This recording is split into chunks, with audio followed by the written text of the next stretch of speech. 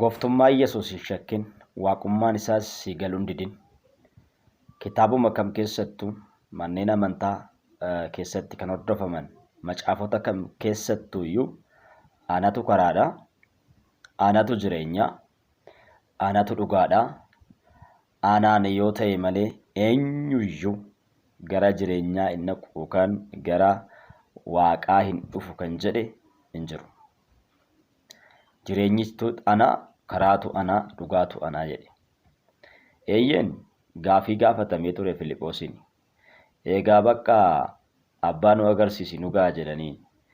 Abbaanis anuma jedheen. Abbaanis Iyyasuus hima. Hin shakkin Yesuus karaadha, Yesuus dhugaadha, Yesuus jireenya, Yesuus waaqa bara baraati. Waaqummaa isaa kan shakkitu yoo jiraatte immoo kallattii kamiinuu gaafii na gaafachuu dandeessu isiniifan deebisa.